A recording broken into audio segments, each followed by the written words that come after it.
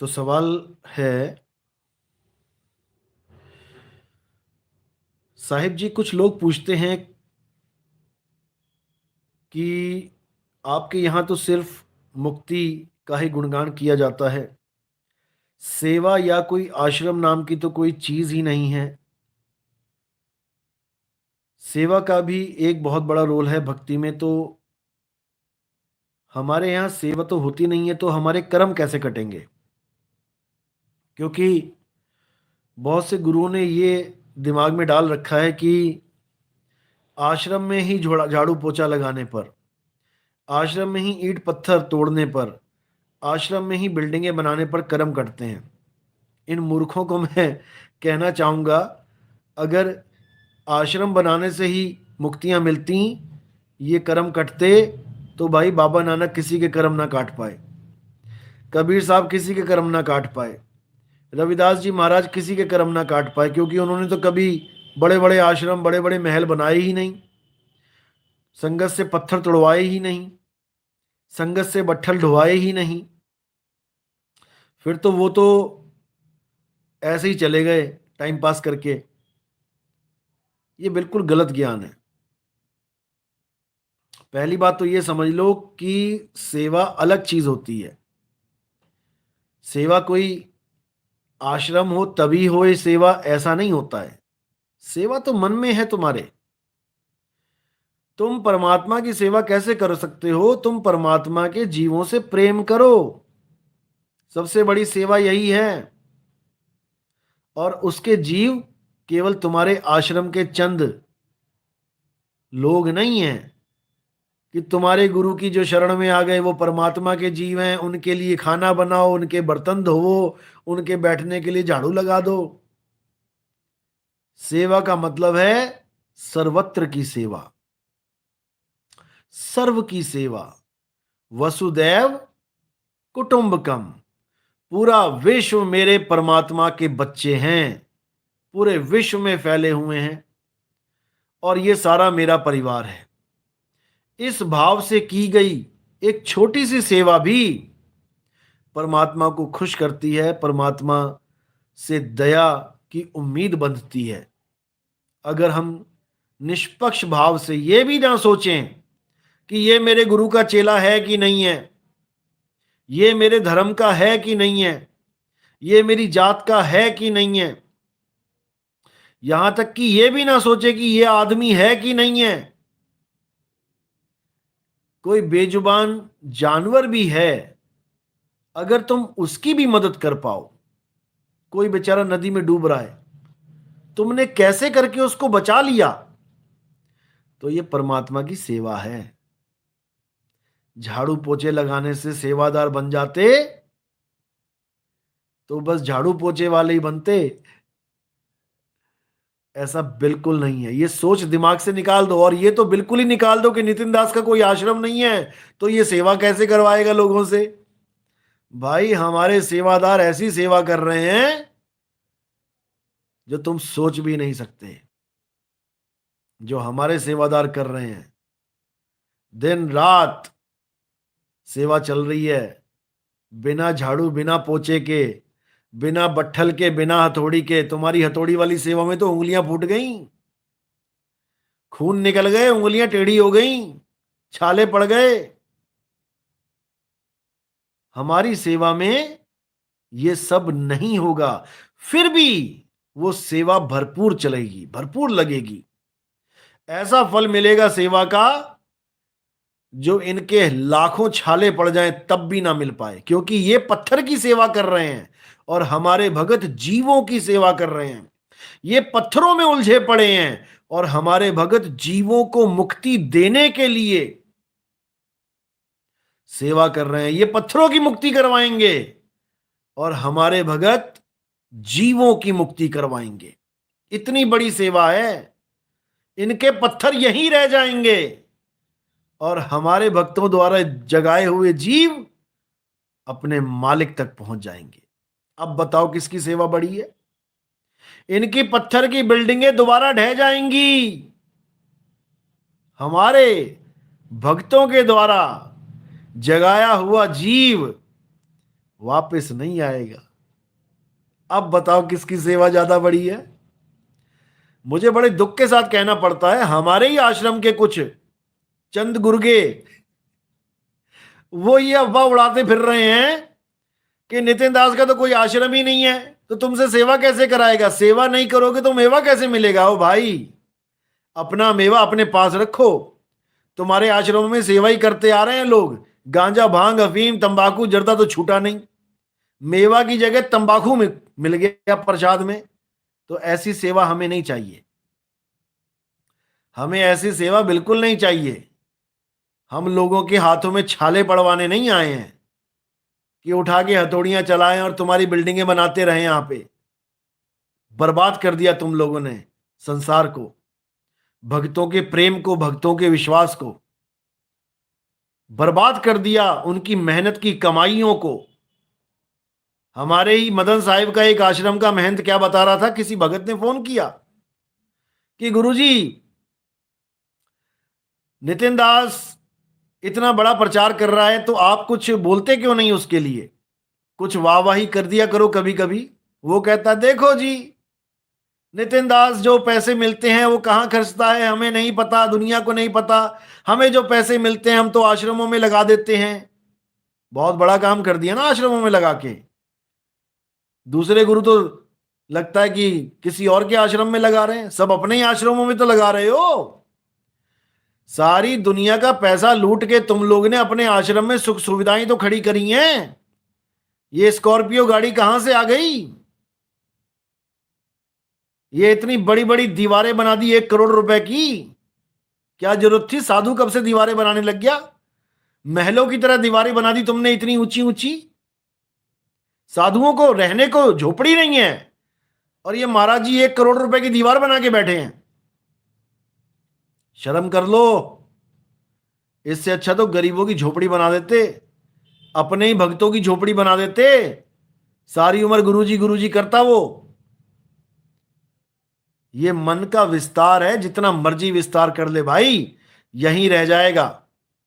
एक ईंट लेके नहीं जा पाएगा यहां से, यहीं धरेगा धरे रह जाएगा। लोगों का पैसा इन्होंने मिट्टी में दबा दिया। इन लोग से पूछो कि कितने ग्रंथ छापे आज तक, दिखाओ जरा अपना प्रकाशन। तुम संत महात्मा हो, तुम्हारा काम होना चाहिए प्रचार प्रसार का। तुम पूरा प्रकाशन दिखाओ, जब से कोई गद्दी पे बैठा है महंत, और आज तक का हिसाब किताब दिखा दे कि कितने लोगों को जगाने के लिए उसने कितना पैसा खर्चा, गाड़ियां खरीद ली, बिल्डिंगें बना ली, लेकिन प्रकाशन नहीं कर पाए। कोई जाग ना जाए, तुम्हें सुख सहूलतें मिल जाए उनके पैसों से, ऐशो आराम कर लो दुनिया भर का, मार्बल लगा लो बढ़िया से बढ़िया, मुर्दों के जैसे कोई मर जाता है उसकी समाधि बनाई जाती है। अब उस समाधि पे जो लाखों करोड़ों लगा दे, उसमें, उस कबीर पंथी में और एक आम मूर्ख इंसान में क्या फर्क है? इनकी समाधियां देखो जाके, इनकी समाधियां देखो जाके, लाखों रुपए लगा दिए समाधियों पे, दे चमका चमका चमका के मार्बल से। बताओ, जो गुरु जीता हुआ एक छोटी सी धोती में, सादे कपड़ों में, लंगोटी में जीवन बिता गया, उसके मरने के बाद लाखों रुपया लगा दिया उसके ऊपर। शर्म आती है, शर्म। ऐसे कबीर पंथी, कबाड़ पंथियों पे मिट्टी में मिट्टी मिल गई, तुम ऊपर से चबूतरे क्यों बना रहे हो? और कितने बनाओगे? 100 साधु मर गए, 100 चबूतरे बनाओगे, शमशान घाट बन जाएगा तुम्हारा आश्रम। आश्रम का मतलब मकबरे नहीं होता है, आश्रम का मतलब समाधियां नहीं होता है कि तुम दुनिया को दिखाने के लिए कि मैं बहुत बड़ा गुरु जी का भगत हूं। तुमने जनता का पैसा लगा दिया, 10-10 लाख रुपए समाधि पे। अपने पैसे लगे होते ना, अपने पैसे कमाए होते, तब लगाते समाधि पे। लोगों का तो उठा दिया दान चंदा, तू 2,000 दे दे, तू 5,000 दे दे, तू 10,000 दे दे, उठा के लगा दी समाधि में, बना दिया। क्या फर्क रहा एक आम आदमी में और एक कबीरपंथी साधु में? यही सब तो कबीर साहब रोकने आए थे, और ये मदन पंथ भी इससे ना बच पाया, इन समाधियों से। आज कोई साधु खत्म हो जाता है, उठा के 5 लाख 10 लाख रुपया लगा देते हैं उसकी समाधि पे। और अभी इनको कह दो कि कोई पुस्तक छाप दो 1 लाख रुपए में, मुफ्त बांटेंगे गांव में, तो इनको पिस्सू पड़ जाएं, इनकी हालत खराब हो जाए।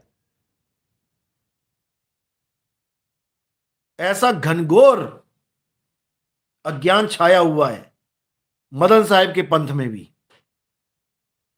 और कुछ तो ऐसे निकम्मे हैं जो बंबई जाएंगे सर्दियों में और वहां पे भीख मांगेंगे, हमें गुरुजी की समाधि बनानी है, पैसा दे दो, चंदा दे दो।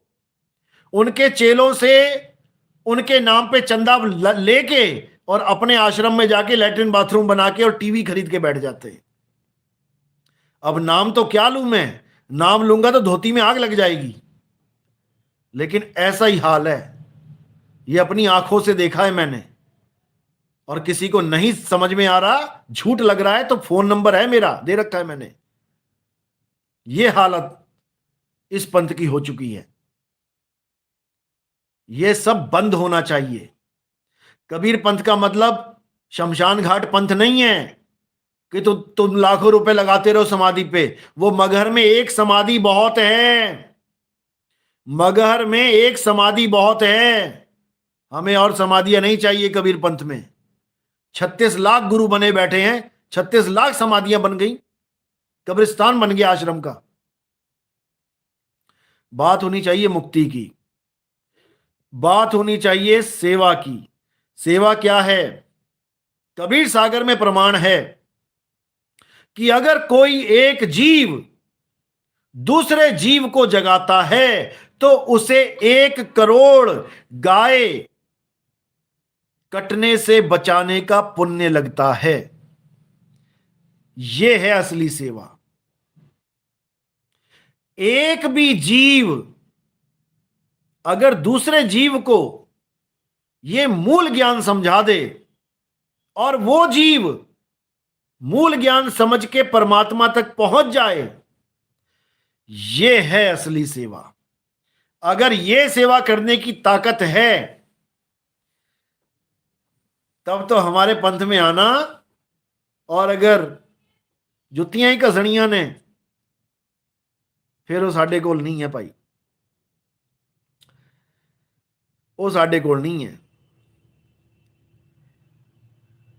तो भाई सेवा वो करो जो जीवों के हित में है। उस सेवा का कोई लाभ नहीं, तुम्हें मजदूर बना दिया। इन गुरुओं को चस्का लगा हुआ है बिल्डिंगों पे बिल्डिंग बनाने का। 1 महीने तुमसे काम करवाते हैं, 2-3 महीने बाद वही बिल्डिंग ढा देते हैं दोबारा। फिर नई संगत आ गई बेवकूफ बनाने के लिए, फिर उनको बट्ठल उठवा दिए। 500 रुपए दिहाड़ी है एक आम आदमी की, एक आम दिहाड़ीदार की। 20-20 हजार बंदे लगा देते हैं काम पे। सोचो 20,000 गुणा 500, लगाओ हिसाब। इतने पैसे इनके फ्री में बच रहे हैं और तुम जैसे मूर्ख सोच रहे हैं कि हम बड़ी सेवा कर रहे हैं। सेवा नहीं कर रहे हो तुम, अपना जीवन बर्बाद कर रहे हो, क्योंकि नाम उनके पास है नहीं। बस सेवा ही करवा करवा के तुम्हारी हालत खराब करवा देंगे। और सारी उम्र सेवा करने के बाद जब तुम बूढ़े हो जाओगे, चाहे उन डेरों में रह के देख लेना, जब तुम बूढ़े हो जाओगे तुम्हें घर का टिकट कटवा देंगे।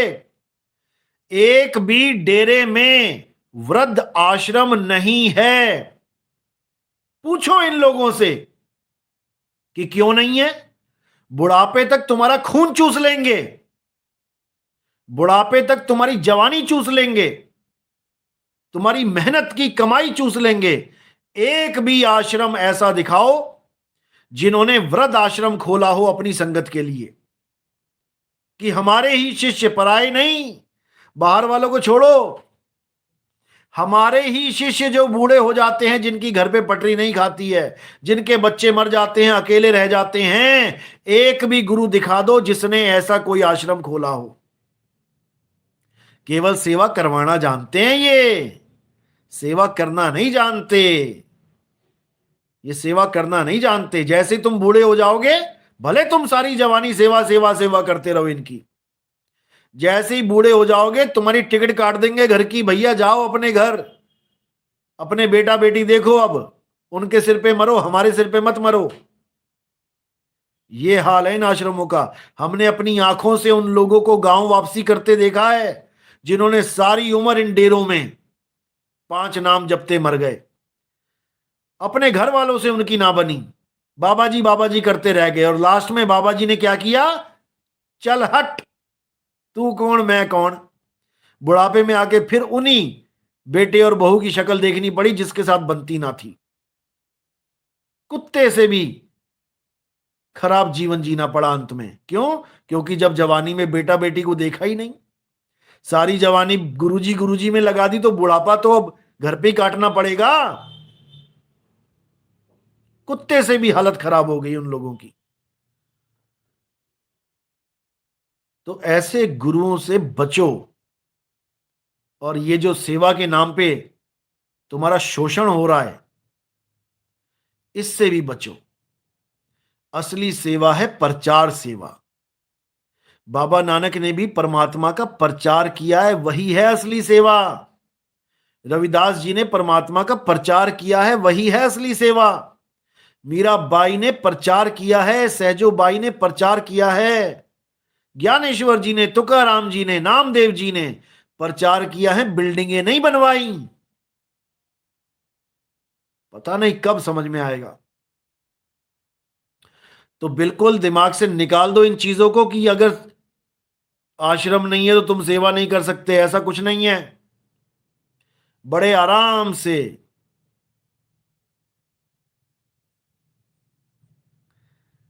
अरविंद सिंह तोमर वृद्ध आश्रम के नाम पर कहते हैं कि मैंने जवानी में ही मुक्त कर दिया, मेरे यहां कोई वृद्ध नहीं होता। सही बात है, ये जवानी में मुक्त कर देते हैं। चलो, अब समझ लो अच्छी तरह कि कोई आश्रमवाद नहीं होना चाहिए। गुरु का एक छोटा सा घर होना चाहिए, कोई झोपड़ी मान लो, या फिर उसका अपना घर। ये लोगों का पैसा ये बड़े बड़े आश्रम बनाने में नहीं लगना चाहिए, बिल्कुल नहीं लगना चाहिए। अगर कोई प्रोग्राम करना है तुमने, ठीक है, टेंट भी मिलता है किराए पे, खाना भी मिलता है किराए पे, सब कुछ मिलता है किराए पे। साल में 1-2 प्रोग्राम कर लिए, किराया भाड़ा संगत ही इकट्ठा करके कर लेगी। क्यों लाखों करोड़ों की जमीन लेनी वहां पे? लोगों का पैसा तुम दबा दो जमीन में, उसके बाद तुम चौधरी बन के घूमो कि मेरे इतने आश्रम है। वो जम्मू वाला, एक दिन मैं भी चला गया आश्रम में 7-8 साल पहले, सत्संग में उसके 10 मिनट भी परमात्मा की बात नहीं करी, आश्रम ही गिनाता रहा। मेरे वहां आश्रम, मेरा बंबई का आश्रम, किसने देखा सुंदर है कि नहीं है, किसने देखा फूल कैसे लगे, पत्तियां कैसी लगी, ये कैसे लगा। अरे मैंने कहा भाई, ये यहीं रह जाएगा आश्रम तेरा, और तेरी सूरत भी आश्रम में ही रह जाएगी। मिट्टी का कीड़ा बन के आ जाएगा, केंचुआ बन के, और मिट्टी खाएगा, मिट्टी निकालेगा, ऐसी हालत हो जाएगी। इन आश्रमों से अपनी सूरत को हटा लो गुरुआ लोगों। आम जनता तो मरेगी मरेगी, 84 में जाएगी, तुम्हारा भी वही रास्ता, तुम्हारा भी टिकट वहीं का कट रहा है। संभल जाओ। हम सतलोक से चल के आए हैं, आश्रम बनाने आए हो तुम सतलोक से चल के मिट्टी में। सतलोक के आश्रम कम पड़ गए थे जो तुम यहां बनाओ 300-300 आश्रम। बेवकूफ बना रखा है दुनिया को इन लोगों ने।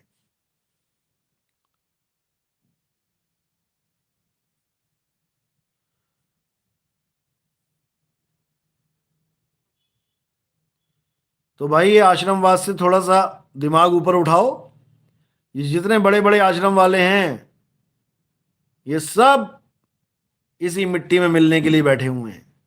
यहीं रह जाएगी इनकी, यहीं रह जाएगी इनकी सुरता जो लगानी थी परमात्मा के साथ।